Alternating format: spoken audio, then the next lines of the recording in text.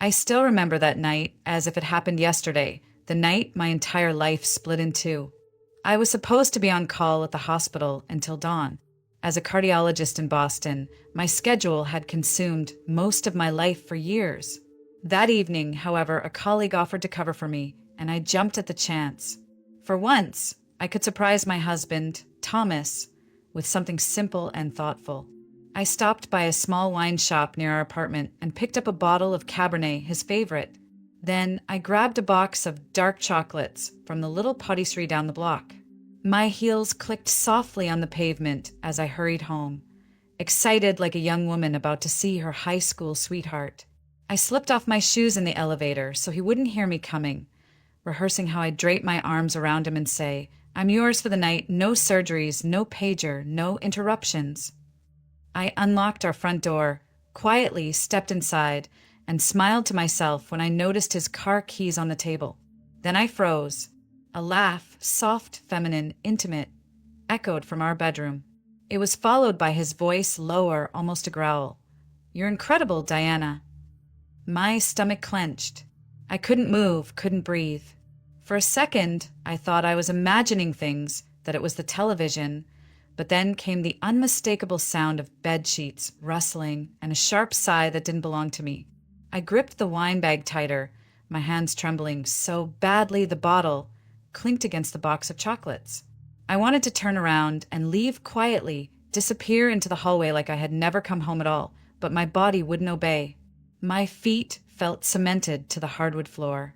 There were shoes in the hallway that weren't mine. Bright red stilettos, scuffed from city streets, tossed carelessly near the closet. The scent of perfume hit me. Heavy, musky, aggressive, the kind I would never wear. My heart pounded against my ribs as I stared at the half-open bedroom door and the moving shadows behind it. "I thought your wife would be home," the woman murmured. "She's on call till morning, saving hearts somewhere," Thomas replied, his tone dripping with arrogance. I slammed the door behind me. The sound ricocheted through the apartment, ending their little fantasy. There was frantic movement, whispers, and then Thomas stumbled into the hallway, buttoning his shirt.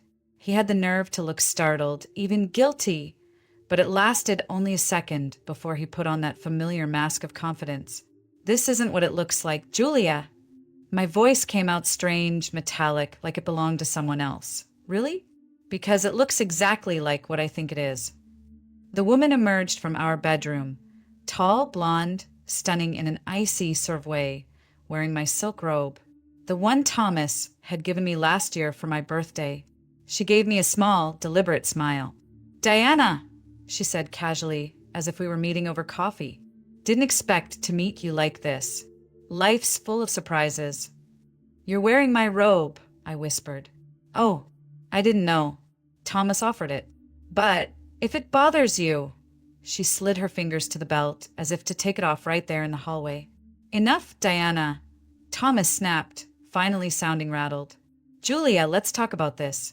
It's just a misunderstanding." "A misunderstanding?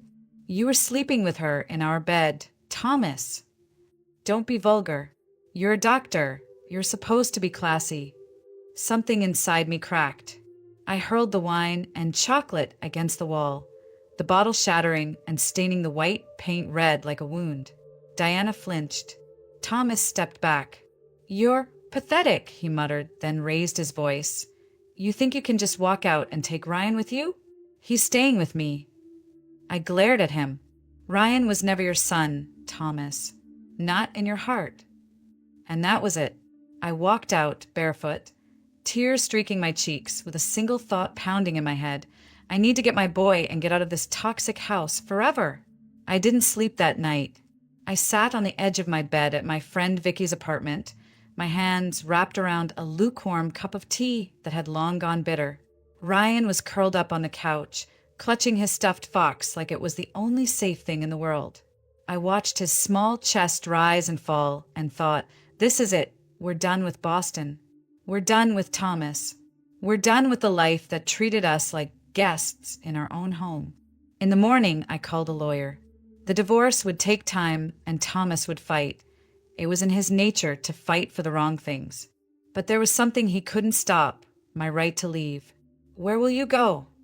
Vicky asked softly as she poured me a second cup. "Anywhere that isn't here," I said, surprising even myself with the conviction in my voice. "I want quiet. I want space for Ryan to breathe. And I need to heal before I drown in this city." That afternoon, while Ryan napped, I opened my laptop and searched for houses. I didn't know what I was looking for exactly, but my heart pulled me toward Vermont, a state I had only visited once on a weekend trip years ago, but it had stayed in my memory like a painting. Mountains brushed with green, winding rivers, towns that felt like they'd been frozen in time. One listing caught my eye, an old farmhouse on the edge of a small town in the Green Mountains. 2 stories, wraparound porch, apple trees in the yard. The price was suspiciously low, but something about it made my fingers hesitate over the trackpad. This could be it, our new start. When I called, a warm but slightly shaky voice answered. Walter Finch speaking. He was the owner of the house. He explained, almost apologetically, that he was an old man living alone, and he had been diagnosed with late-stage lung cancer. He wanted to sell the house, but remain there until the end. His voice cracked when he said it. "It's the only home I have left." "I understand," I said quietly, and I did. 2 days later, Ryan and I packed everything we could fit into my old SUV. He sat in the back seat with his fox and a notebook he'd started drawing in. "Are we going on vacation, Mom?" "No," I smiled at him in the rearview mirror. "We're going somewhere better, somewhere we can call home." The drive was long, but something inside me loosened with every mile we put between US and Boston. The skyline shrank, then disappeared, replaced by rolling hills and fields dotted with barns. Ryan stared out the window, wide-eyed, like he was watching the world change colors. "Look, Mom, a covered bridge," he exclaimed as we crossed into Vermont. "It looks like something out of a storybook." "Maybe it is a storybook," I whispered to myself, hands gripping the steering wheel, feeling the weight of our old life finally slipping away. We arrived in the late afternoon. The farmhouse stood just as the pictures had shown, old but dignified, with white paint weathered by time and a porch swing that creaked in the wind. Walter Finch waited for us on the porch. He was tall but slightly stooped, his white hair combed neatly, his clothes simple but clean. There was something about his posture, proud despite his illness, that made me pause. "You must be Dr. Summers," he said, extending a hand with surprising strength. "And this must be young Ryan. Welcome to Finch House." Ryan smiled shyly and held my leg, whispering, "He looks like Grandpa from my book." I smiled back at Walter. "Thank you for having us." And in that moment, I knew we might have just stepped into the place where everything would change. The house creaked like it was breathing, each sound carrying decades of memories that didn't belong to me yet. When Walter pushed open the door, a wave of scent washed over us, aged wood, dried herbs, and something faintly sweet, like apples baked long ago.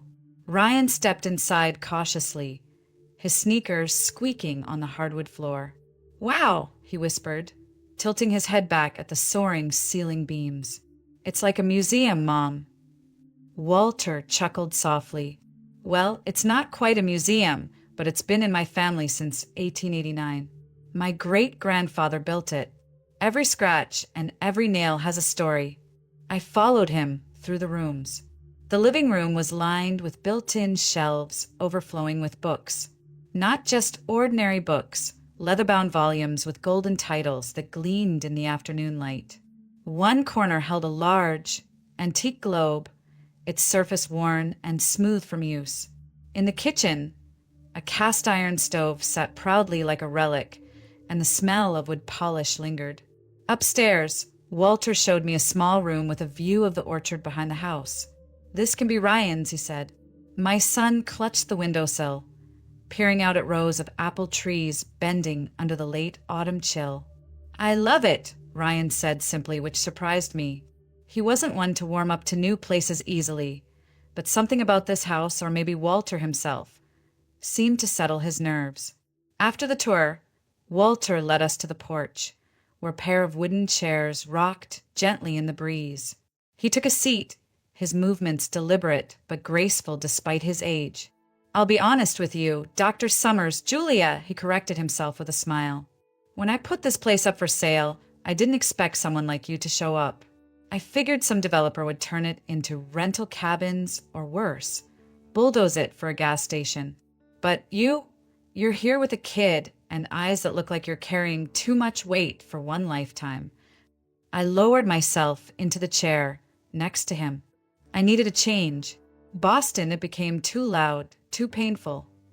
He nodded as if he understood perfectly, even though I hadn't told him a single detail. "Pain has a way of clinging to cities," he said. "Out here, it's quieter. Gives your heart space to heal." Ryan had already wandered down to the orchard, his little fox stuffed animal stuffed in one pocket as he inspected each tree like a tiny botanist. Walter leaned closer. "He'll like it here. Kids need space to breathe, to run, to just be kids." For the first time in weeks, I felt something in my chest unclench. "Thank you for letting us stay here, Walter. I know it's unusual, buying a home, but letting you stay in it. But I don't mind. Honestly, I think we need each other." Walter's eyes softened. "We do," he said quietly. "I don't have anyone left. My son died 10 years ago. My wife long before that. And the doctors say my time is short. But don't you worry, I'm not the type to go kicking and screaming. I just didn't want this house to die with me." His words hung in the air. I wanted to tell him I was a cardiologist and that I could handle serious illnesses. But I didn't. Instead, I simply placed my hand gently on the arm of his chair. "Then let's keep it alive together," I said. He smiled, and for a fleeting moment, I saw the man he must have been decades ago, strong, proud, and deeply rooted. That evening, I cooked dinner in my new kitchen while Ryan explored every corner of the yard. Walter sat at the table, reading aloud a passage from one of his old books about Vermont's history. His voice filled the room with warmth, and I realized I hadn't felt this kind of peace in years, maybe ever. The first morning in that house, I woke to silence, a silence so complete it almost startled me. No horns, no sirens, no neighbors arguing through thin walls. Just the distant chirping of birds and the low creak of the old farmhouse settling with the sun. Ryan was already outside, crouched in the orchard, studying something with his usual curiosity. I stepped onto the porch with my coffee and saw Walter standing nearby, his hands in the pockets of his wool vest, looking at my son with a faint smile. "He's a curious one," Walter said. "That's good. Curiosity keeps the soul young." Ryan noticed us and waved, holding up an apple so red it looked painted. "Mom, can I eat it?" Walter chuckled. "Go ahead, son. Just wipe it on your sleeve first." Old farmer's trick. That was how our new life began. Slow mornings, simple joys. I started working at the town's small medical center, a single-story building with fewer resources than Boston, but filled with people who genuinely cared about their patients. The nurses welcomed me with polite curiosity, and by the end of the first week, I'd already been invited to a Friday night potluck. Ryan adjusted faster than I expected. The local school was small, just 2 classrooms for elementary grades. But he came home with muddy shoes and stories about his new friends, including a boy named Liam who lived on a farm nearby. For a child who had once been shy and withdrawn, he was blooming. Even Walter seemed to be changing. In the evenings, he'd sit by the fireplace and read to Ryan from his collection of old books, tales of explorers and scientists, men and women who had shaped the world with courage and vision. Ryan would sit cross-legged on the rug, soaking up every word while I watched from the kitchen, feeling something warm in my chest I hadn't felt in years. Safety. One Saturday, Walter invited us to help with his vegetable garden. "Just because I'm old doesn't mean I can't grow a decent tomato," he joked, handing Ryan a small spade. "But I could use some young energy out here." I had never gardened before. My life in Boston was all steel, glass, and deadlines, but there I was kneeling in the dirt, planting rows of beans under Walter's careful instructions. The earth smelled rich and alive. Ryan's laughter floated through the warm air, and Walter's voice, though occasionally interrupted by a cough, held a quiet strength. That evening, we sat on the porch, our hands still stained with soil, sipping lemonade while Walter told us stories of the town. He spoke of harvest festivals, of neighbors who would drop everything to help each other, of winters that brought people closer instead of driving them apart. Community, he said softly, that's what keeps us human. You lose that, you lose everything. His words hit me in a way I didn't expect. Boston had given me prestige, a career I was proud of, but I had been lonely there, even before Thomas's betrayal. I realized I had never truly felt like I belonged anywhere until now. When Ryan finally fell asleep that night, exhausted from digging and laughing, I found myself lingering in the kitchen, watching Walter as he polished one of his old pocket watches.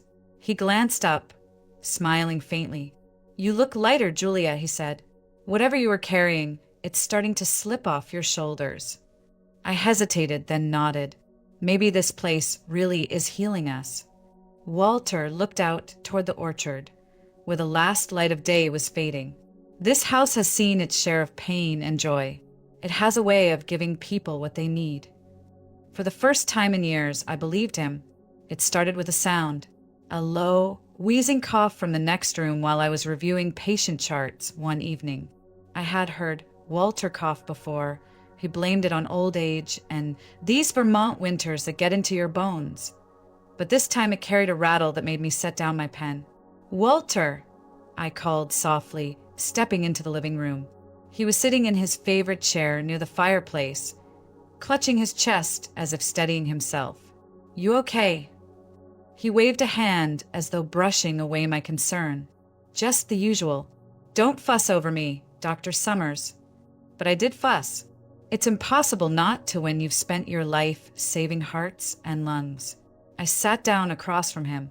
"You said before you had late-stage lung cancer. May I see your medical records? I know it's personal, but if I'm living here with Ryan, I need to understand what we're dealing with." Walter hesitated, then gave a small nod. "They're in the roll-top desk." Diagnosis was made by Dr. Alan Monroe, head of internal medicine at our local clinic. Good man, well respected. I didn't answer, but my instincts prickled.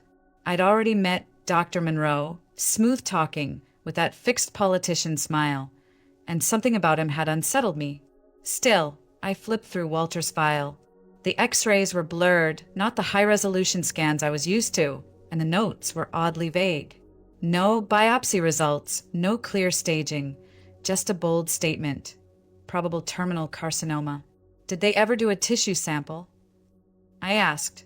No, he said it wasn't necessary at my age. He told me to settle my affairs, so I put the house up for sale. I sat back, staring at those words. Settle my affairs. That phrase wasn't medicine, it was manipulation. That night, after Walter went to bed, I quietly scanned the documents and sent them to an old colleague in Boston, a thoracic specialist I trusted with my own life. I kept it simple. Second opinion needed. Something doesn't feel right. A week passed before I got the call. "Julia, this isn't lung cancer," my colleague said, his tone almost irritated at the original diagnosis. "It's chronic bronchitis with some emphysema changes, common for his age and history. Treatable, manageable. But terminal? Absolutely not."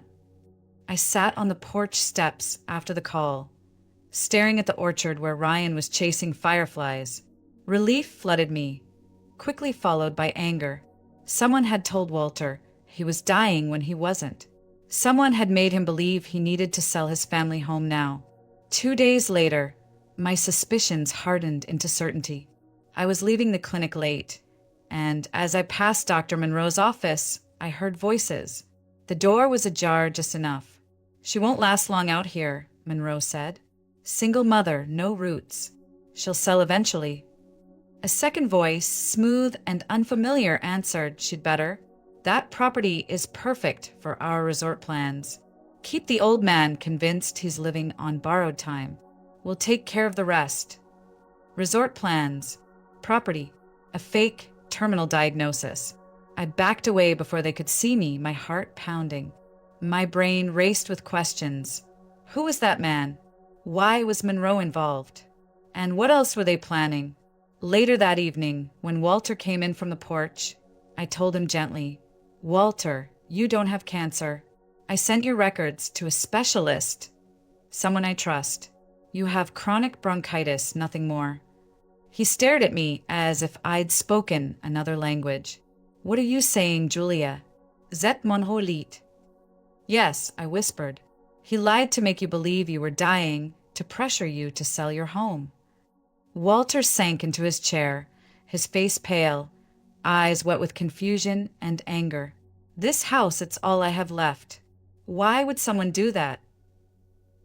"Because this house is valuable to them in ways it's not to you right now. But we're going to fight this, Walter. You're not dying anytime soon, and you're not losing your home to people like that."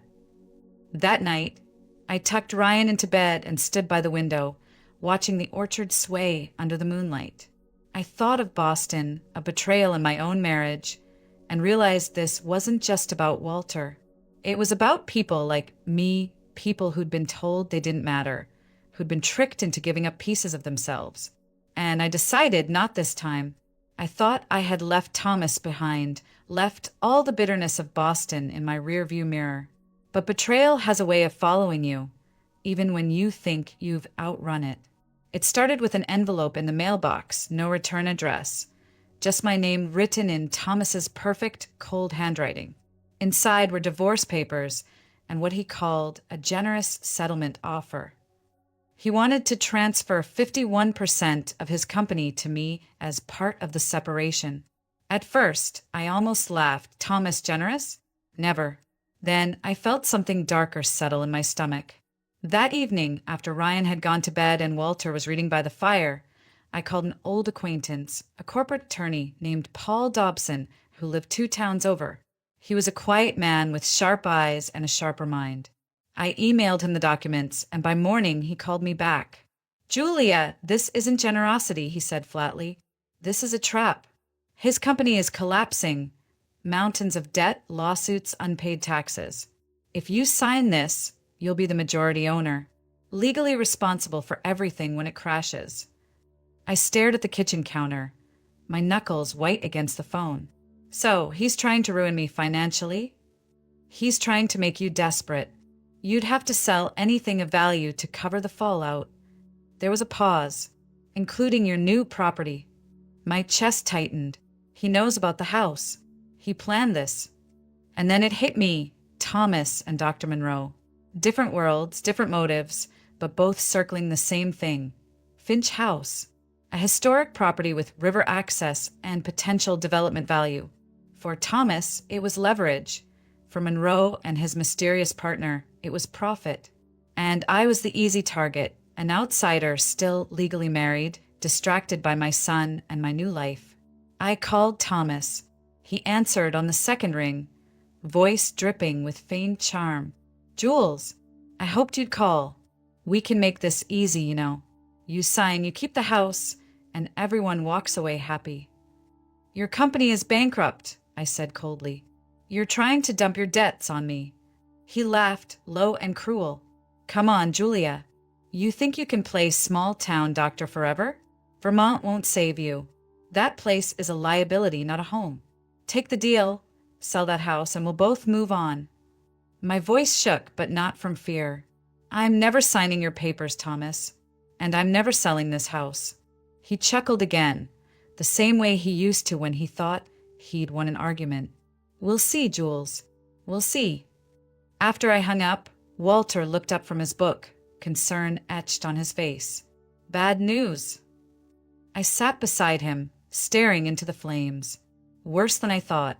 They're all connected, Walter. Monroe, that investor he was talking to, and now Thomas.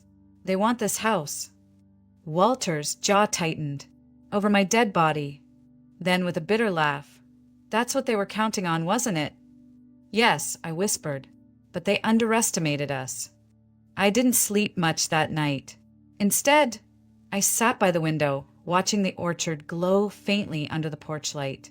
Ryan stirred once, mumbling something about a school trip, then went back to sleep, peaceful and safe for now. In that stillness, I made a decision. I wouldn't just defend this house, I would fight back. I had spent my whole life saving hearts. Now I had to save my own life and Walter's too, from people who thrived on tearing others down. By morning, I had called Paul again and asked him to start digging into Monroe's connections. If they want war, I told him, we'll give them one, but we'll fight smart. Walter shuffled into the kitchen, clutching his mug of tea, and gave me a nod. He didn't ask what I'd been doing all night. He didn't need to. The following days blurred into a mix of strategy meetings and quiet determination. Paul, the lawyer, was better than I remembered, calm, efficient, and relentless. He dove into Monroe's financial records, uncovering a trail of bribes and suspicious land deals connected to his so-called resort development partner, a man named Richard Cole. Cole's been trying to buy up farmland all over this county. Paul explained one evening, tapping a thick stack of printed documents on my kitchen table. Your house, Walter's land. It's prime real estate for a luxury retreat. And Monroe? He's their inside man, steering medical diagnoses to push people out when they refuse to sell. Walter shook his head, his hands gripping the edge of the table. All these years, I thought Monroe was a decent man. I trusted him. His voice wavered. He told me I was dying, Julia, and I believed him. I placed my hand gently on his. He won't get away with it, Walter. We're going to make sure of that. The plan was simple but risky. Expose Monroe's false diagnosis and connect it directly to Cole's development scheme. I gathered statements from other patients, all elderly who had been told to settle their affairs for vague, terminal illnesses. Paul arranged for an independent medical review of Walter's case, and the results were conclusive. No cancer, no terminal condition. We brought everything to the town council. I expected resistance, maybe even dismissal. It's easy to ignore outsiders, but I underestimated the community. Word had already spread about what Monroe and Cole were doing. One by one, people came forward.